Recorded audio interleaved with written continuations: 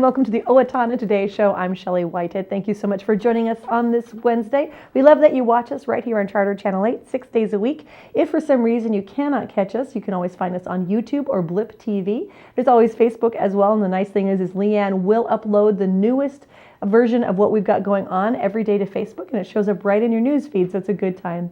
We love that you are part of our show, and we'd like you to be more part of our show with some ideas. If you'd like to see something right here on the Owatonna Today Show, all you have to do is send us an email at owatonnatoday@charter.net, or you can call Leanne Alt at 390-5751 and let us know what you'd like to see right on the show. If you've got a community event or something interesting, just let us know. We'd love to do that. We're going to be back. We're going to be speaking with two women who have made a significant impact in the Owatonna community. We're going to be speaking with Zetah and Katie Smith, BPW's Women of Achievement and the Pioneer Woman. So stick with us. We're going to have a great show. We'll be right back. I'm Dan Branstead of Carlson Branstead and Company, Certified Public Accountants. We support the Owatonna Today Show. Owatonna Public Utilities, real people, real reliable, real progress. Making life a little easier day after day, taking pride in our community, listening to what you say, a voice you can talk to. We're growing with you in mind in everything we do. Owatonna Public Utilities. Hi, this is Laura Ressler greeting you from the Steele County Historical Society's History Center, where we're honoring the past and looking towards the future. We're proud to be a sponsor of the Owatonna Today Show. This March, as part of Minnesota Food Share, we hope to raise $100,000 and/or pounds of food. Minnesota Food Share contributes additional money based on our local donations. In 2012, 3,671 individuals living in Steele County registered at the food shelf. By the end of 2012, the food shelf gave out 600,000 pounds of food. Thank you for your generosity. With your support, we are able to provide a resource in Steele County for our neighbors in need. No one in Steele County should go to bed hungry. And we're back with the Owatonna Today Show. I have with me Carol and Katie. Hello, ladies. Good morning. How are you? Terrific. Yeah, you're so excited to be here, I see. Bright and cheery. Oh, yeah, on this winter weathery morning. I know. Someone says it's spring today. I think they lied. I'm not really sure. We'll have to see how the day pans out. Only on the books. Only in the books. There you go. Katie and Carol, what I'd like you to do is let's first of all start off, introduce yourself. Tell us a little bit about yourself, your family, how long you've been in Owatonna, and then we'll go from there. So we'll start with you, Katie. Well, what's to tell? I'm shy and demure. Yeah. Actually, I moved to Owatonna 34 years ago, and I've been working at U.S. Bank that whole time. I'm not married, and as a few people will remember, I did put that plug out there that evening of the Owatonna Achievement or banquet or whatever. But So you're looking. You're available. I'm always looking. She's available. I'm available. Yeah. And but I have lots of nieces and nephews that I'm very close to, and feel like they're my kids. And in that 34 years, I think I maybe took about 6 months, and then after that, I plunged right into the community. So basically, just been here doing and getting involved, and doing a little bit of everything. Good. We'll talk a little bit more about that. But first, Carol, let's talk about you. Tell me a little bit about yourself, your family, and how long you've been in Owatonna. I moved to Owatonna from Faribault in 1968 after I took a job for the court with Judge Cashman was on the bench at the time, and there was an opening in court services. And so I was employed as a court services officer doing juvenile probation and parole work. And I worked at that job for 28 years and retired in February of 2000. I am married to Jerry Zetah. I have 2 children and in Plymouth and St. Cloud area, and 3 adult stepchildren in the Minneapolis area. And I have 2 grandchildren and 3 step-grandchildren. The holidays are very busy for you. They are, yes, yes. Just keeping up with all the activities that everybody keeps exactly. us busy. When is the next dance concert? When is the next? Yes, exactly. Good. Who's playing soccer next? Yeah, That's right. Well, what we're going to do, Katie, is let's talk a little bit about you. You said you've been in Owatonna for 34 years. What about before that? Where do you hail from? Well, I was actually born in Superior, Wisconsin. Okay. But when I was 2.5, we moved to Detroit Lakes, Minnesota. So I basically was raised and lived in Detroit Lakes. Then I went on to school to Moorhead State University in Moorhead, Minnesota. And right out of college, I went to school. I went to work for State Bank of Fargo. And I worked for State Bank of Fargo for 7 years before coming here. What made you come to Owatonna? Oh dear. Do you want to that's tell? an interesting story. It's all about a man. Oh, isn't it always? Yeah. Isn't it always? It is, but they usually say absence makes the heart grow fonder, and I knew the only way I was going to get rid of this person is to put the distance between us. Okay. So you weren't running to someone, you were running away from someone. Basically, Yeah. yeah. Oh, and I'm not sorry. No, you've I'm enjoyed not your sorry. life here in Owatonna. I have, tremendously. I worked with Dan Nelson, who is from Owatonna, and he worked at State Bank of Fargo. And we also had some family friends, Ken and Dorothy Chapman, who used to live here in Owatonna. And so we visited Owatonna, and we just really loved the town on visiting with it. And when it was time for me to look for a different place to move and live and find a job, I had some pretty heart-to-heart talks with Dan Nelson. And he's the son of Lloyd and Levine Nelson from here. Lloyd worked for Federated Insurance, was an executive vice president there for years. And he didn't want to sway me one way or the other, but he did say Owatonna is a great town. And you know what? Truer words have never been spoken. I've never regretted moving here. I love the people. I love what Owatonna offers the community and the citizens here.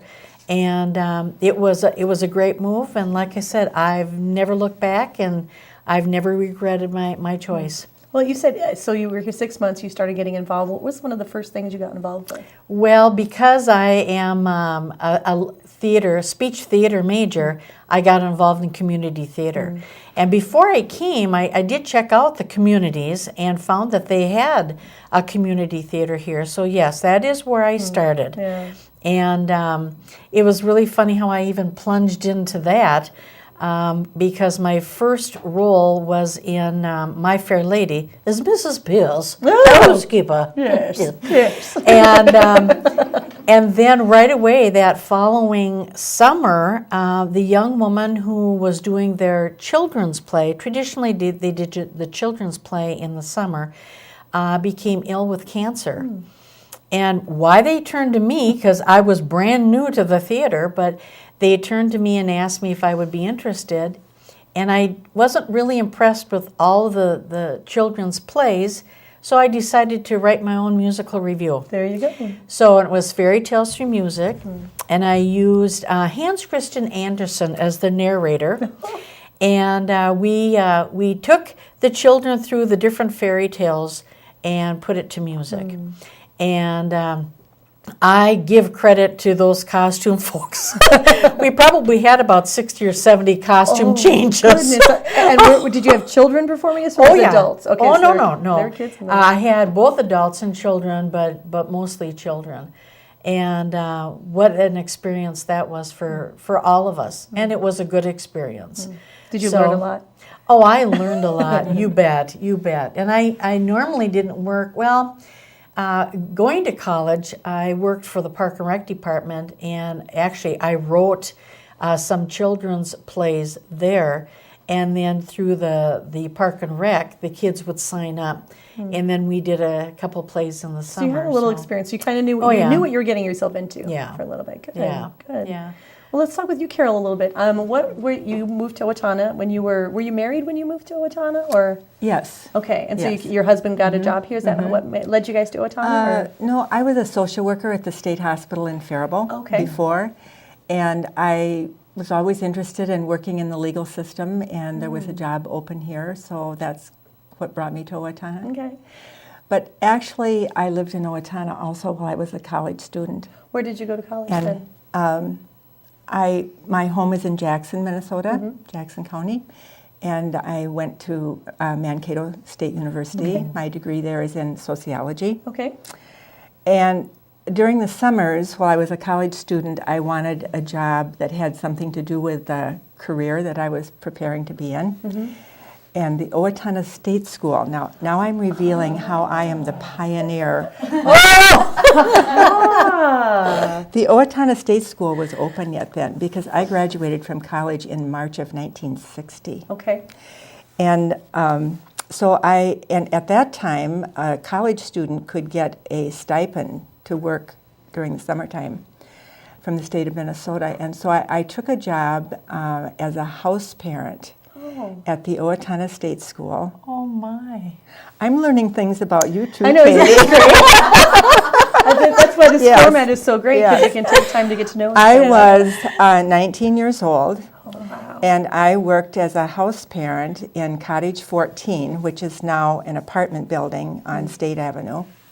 The girls that lived in that cottage were between ages 8 and 21. So some of them were even older than you. They were older than I was. And when I was introduced to the girls who lived there, they were very curious as to who the new girl was. Because you looked their age. I was the same age, looked just like, So was that an interesting that and was a difficult great time for you? experience. Because Yeah. you had to try and tell people your own age, you were in charge of them. Yeah, I was, yeah. Good. Wow, that's fascinating. And then at the end of the summer, they offered me a job teaching physical education for girls. They had not hired anyone on staff. That was a big decision for me to decide whether to take a year out of college to do that, but I thought, what a great opportunity. So I did technically take a day out of, or a year out of attending day classes, but I took Saturday and evening classes, and I taught Phi-Ed that year. And then the next summer, I directed their camp at Whitewater. Wow. So I had a lot of experience. And then I went back to college, and then they offered me another part-time job as coordinator of volunteer services. Here at the state school? Yes, so I could still be employed here. Wow, that's fascinating. And so then I commuted to Mankato from here. Well, I want to talk more about that and kind of the changes you've seen, but we're going to take a quick break, and we'll be right back with the two of you and talk more about your fascinating lives. Right. Thank you so much. We'll be right back. Hello, I'm Sean McNulty, And I'm Deb Gillard with Brookdale Senior Living, Sterling House, and Clarebridge of Owatonna. and we are a proud sponsor of the Owatonna Today Show. Don't let the cold winter weather stop you from exercising. Keep up your fitness program at the West Hills Tennis and Fitness Center. We offer a variety of different membership packages available on daily, monthly, and yearly basis. We also have a variety of programs and services to help the newest of members get started and to help those who have been around for a while improve on what they are doing. The Tennis and Fitness Center participates in insurance reimbursement programs with a variety of different insurance providers that could make you eligible for up to $20 credit each month. For more information about the West Hills Tennis and Fitness Center, call us at 444-4290. Do you know how to safely dispose of your expired or unused prescription and non-prescription medications? Not by flushing them down the toilet or putting them in the garbage. Doing so pollutes our rivers, streams, and drinking water supply. Take it to the box instead for safe, secure disposal. It's easy. Bring your unused medications in their original containers to the drop-off locations listed on the screen and drop them in the Take It to the Box drop box. Proper disposal of unwanted medications keeps them out of the hands of children and out of our environment. This is a message from the Safe and Drug-Free Coalition of Steele County. Hi, I'm Glenn Mager. And I'm Tim Thomas of the Brick Mager Funeral Home, and we're proud to serve the Medford and Owatonna areas with cremation and traditional funeral services. And we're proud to be a part of the Owatonna Today Show. I'm Mark Woodrich with Steele County Blades Junior Hockey. Come back to the orange and black. We'll see you at the rink. The Steele County Blades are very proud supporters of the Owatonna Today Show. Hi, my name's Dave Olson and I'm with R&K Electric, where we provide power to the people. We're proud supporters of the Owatonna Today Show.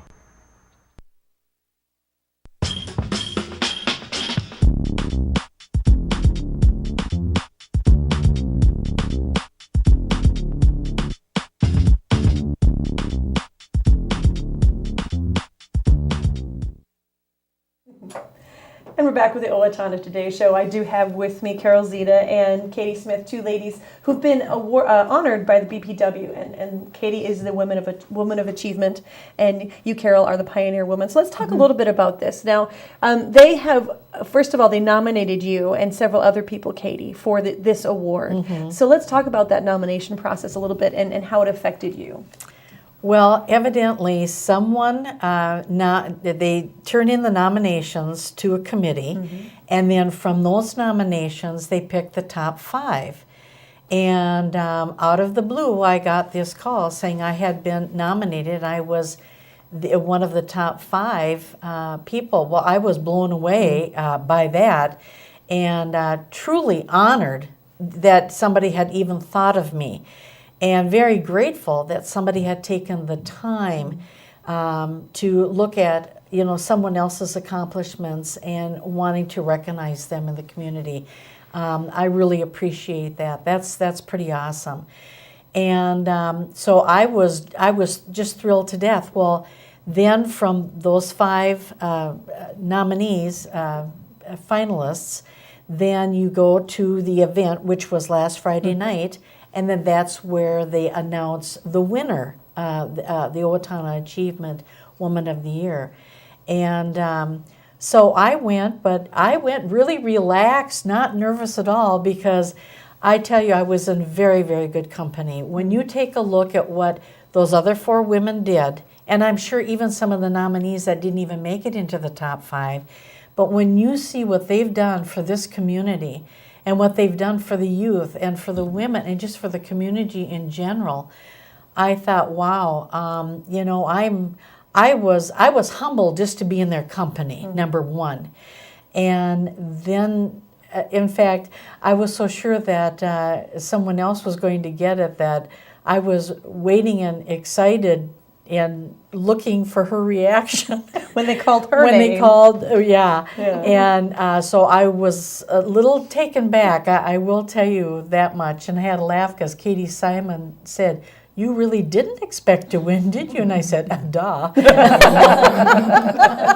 No, I really didn't. But like I told the girls that evening, the award really belongs to all of us. It isn't just me, but it's a culmination of what all of us maybe have done for the community, and I want to share that with them because collectively it is remarkable what they've done and the maybe the few contributions that I've made, but hopefully all 5 of us have made Owatonna a better place to live, a better place to work, and a better place to just play too. So, now, Katie, do you think it's important to recognize women for these kind of achievements, or does it seem, because you've gotten this award yourself, but does it seem, I don't know, what do you think? Do you think it's important to thank the women in our community for these kind of things? Absolutely, because I still feel that sometimes women don't have the voice. And maybe they aren't always recognized for what they did. Not that I need to be. No. But it's kind of nice to be able to say, yes, they are true leaders too. And for somebody I'm very involved in the Exchange Club, and I'm the National Vice President on the National Board. I represent Region 3, but I'm also involved in a lot of leadership training. And it always makes my heart feel very good when I see a woman step up and say, "Katie, I'm thinking about doing this. What do you recommend?" Absolutely, I would encourage her. I encourage anybody to step up to a leadership role. Well, it takes a lot of bravery and a lot of courage to do that. Yeah, absolutely. Good. Yeah. Well, Carol, let's talk about the Pioneer Woman Award. Do you know a little bit about the history of that award? I didn't know so much about the history of it, but I knew who had received it before. Okay, and so Mary Jane Taylor. Okay, and Sharon West. In your mind, and Jackie Oslin. Who are those women? What do they mean to you? Those women that?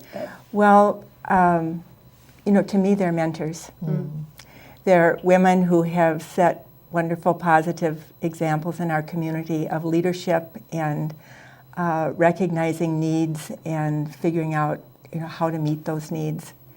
And so I'm proud to be part of that group. And it seems like a lifetime award in the sense that it's someone who has dedicated a lifetime of service. It's an accumulation of things, I think, over the years. Yes. So tell us a little bit about when you found out about when you were receiving this award and kind of what went through your mind.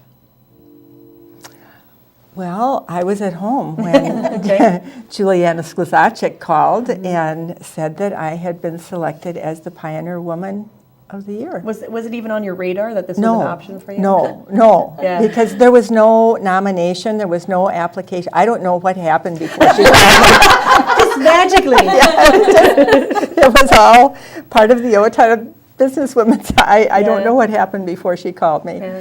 And I was very surprised, very surprised. I remember just kind of sitting back in my chair and listening to what she was saying. And she had all this data and information about me. And I said, well, how do you know that? And she said, well, because I've been listening and watching all these years. And I said, okay, I won't disagree with that. So she saw you as a mentor as well, someone that you have mentored other people and women coming up in the community. Yes. Wow. Yeah. So then I had a little paperwork to do. Okay. To kind of identify some things that I've been involved in the past. Okay. Yes. But you're not done. This isn't like, okay, I have my award. Oh no. I'm gonna go take a nap. Oh no. No. So what kind of things are you involved in right now? Right now, well, I'm in Big Brothers Big Sisters. I have been since I retired, and I was the National Big Sister in 2004 and the Minnesota Big Sister. And so my first little sister is now 22 and has 2 children of her own. And my second little sister and I were matched when she was 7. And last week we celebrated her 12th birthday. Oh my goodness. So I've been in that program now for, I guess, 13 years. Yeah. I love it. I'll do it as long as I can. I kind of changed things when I retired. I worked with teenagers and adolescents my whole career. And after I retired, I decided I wanted to do something different, work with a different age group. And so I volunteer at the hospice house every week.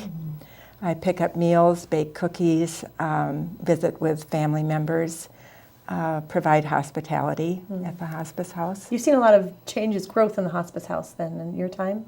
Yes, I've done it since they opened. So I think they've been open for 8 years. So I've been doing it for 8 years, And then I'm active in the hospital auxiliary, and I work at the Pink Pantry a couple times a month. And spend time with my little sister and they do a lot of... retirement almost can be busier than when you were working, and that sounds like for you that's true. I am busy. Yes, and I love it. I have had a tremendous education because of the organizations and the agencies that I've been a part of.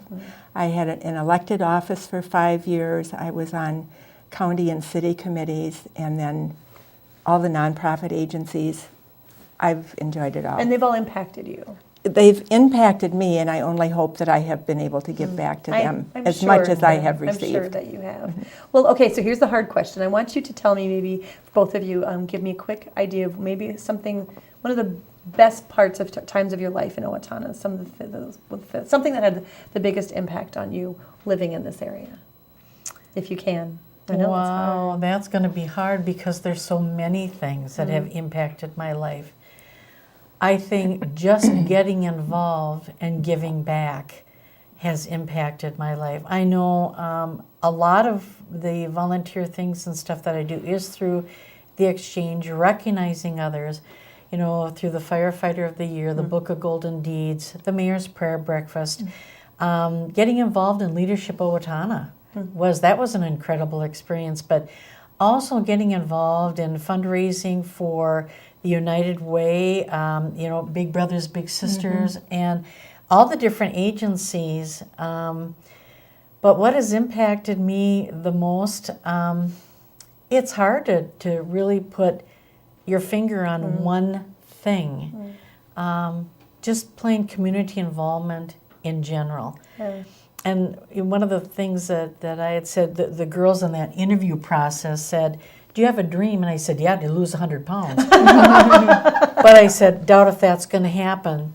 But my dream would be is if I could leave a legacy and at least make a difference in at least one person's life. And I think I have, but that's what I would like to do. Carol, same question to you. What's one thing that might have really impacted you throughout the year here in Owatonna? Well, I think Owatonna is a very unique community. I've lived in other smaller towns in Minnesota.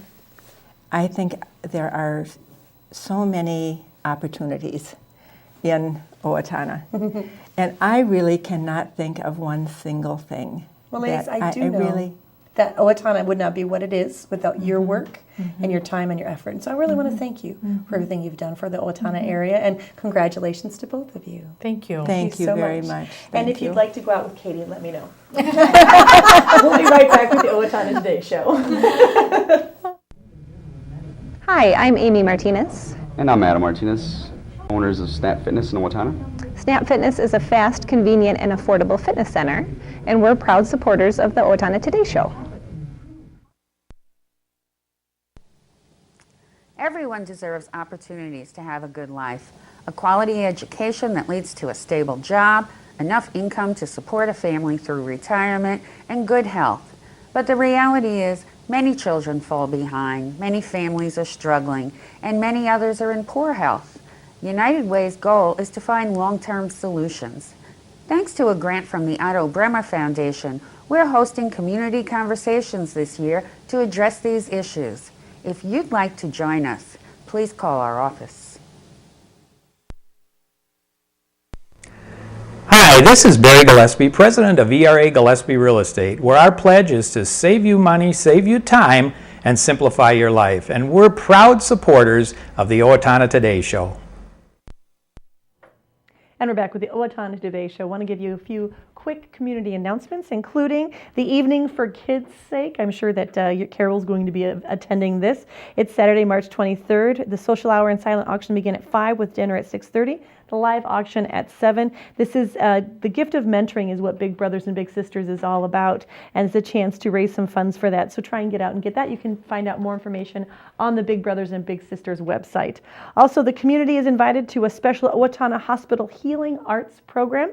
It's a reception where you can meet artists Tuesday, March 26th from 4:30 to 6 at the Owatonna Hospital. And the Healing Arts program is in collaboration between the Owatonna Hospital and the Owatonna Arts Center. It's bringing visual arts, natural light, images, and elements of nature to help lessen stress of those who are in the hospital and help promote healing. The new artwork is on view through the end of June, and you can find out their works do include Phil Agee, a sculptor, Sandy Dinsey, watercolor, Julie Freehart, painter, Ellie Kingsbury, Marcus Moeller.